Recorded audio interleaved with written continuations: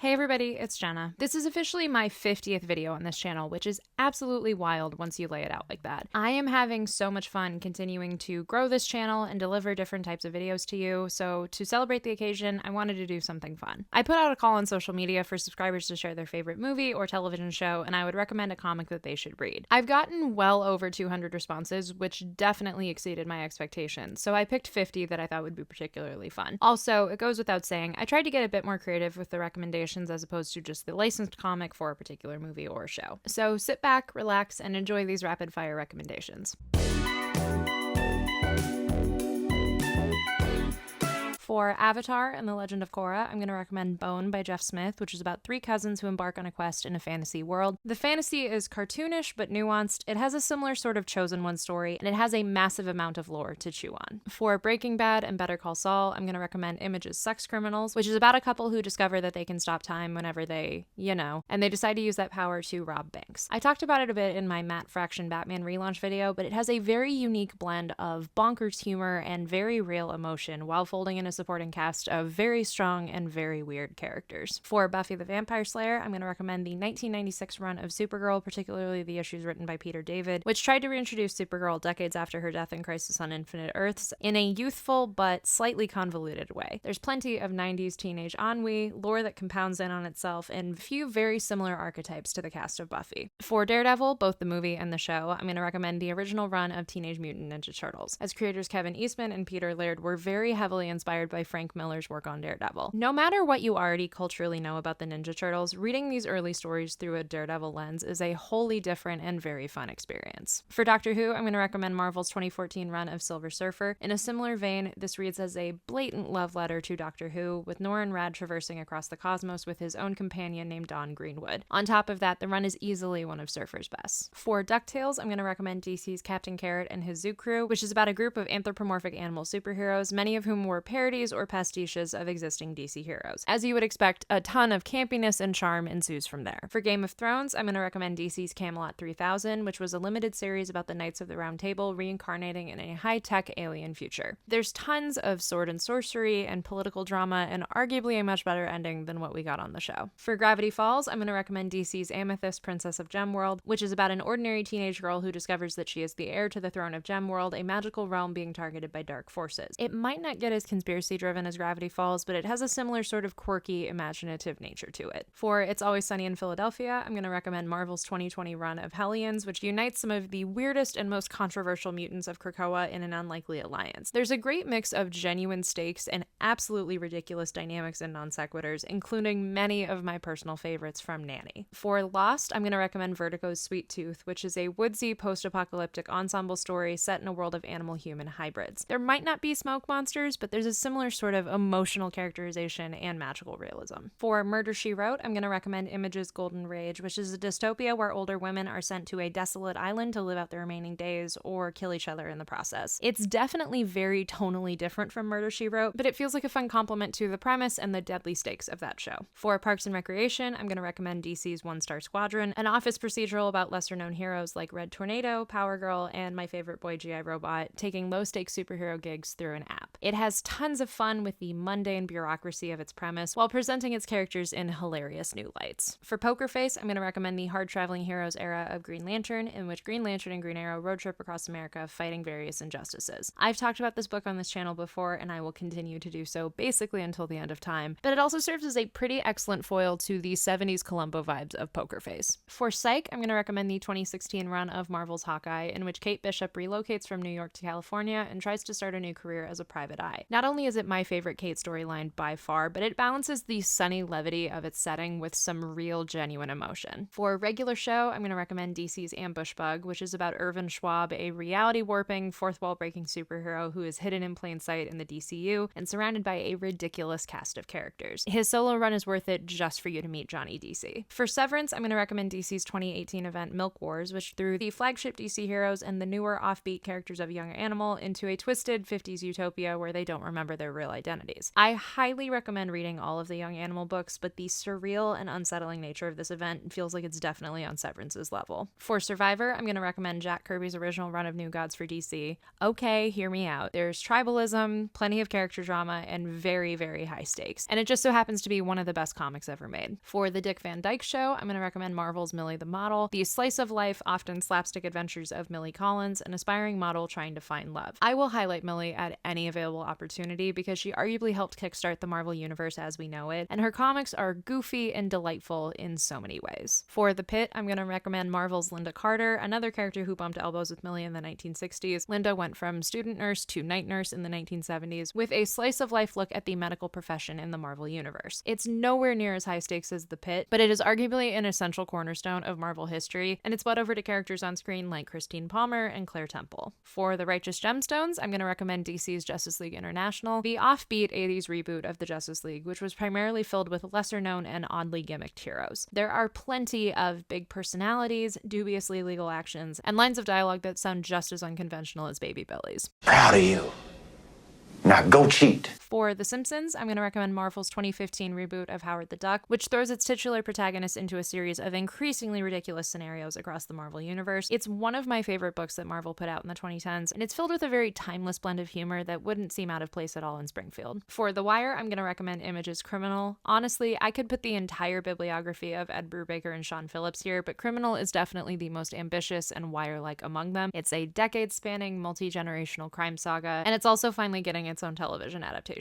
My friends Brad and Lisa over at Comic Book Couples Counseling suggested Top Chef. Instead of the more conventional food-related options, I'm going to recommend Vertigo's Unfollow. It follows an eclectic ensemble of people thrown into a real-life battle royale after a social media tycoon promises to leave his massive fortune to whoever is still alive upon his death. It's gnarly and bizarre, but I feel like it scratches a similar sort of itch to a cutthroat reality TV competition. For the Venture Brothers, I'm going to recommend DC's 2016 reboot of The Flintstones, which takes the general conceit of the Hanna-Barbera franchise into some uniquely modern places. To an extent, this series honestly defies explanation, but it definitely shares a similar sort of approach to satire. And for Yellowjackets, I'm going to recommend Vertigo's Effigy, which is about a former tween television star tasked with investigating a string of murders that are tied to her past. This is one of those books that I've always wished would have a much larger audience, and I feel like it shares a similar sort of grisly take on death and adolescence as Yellowjackets.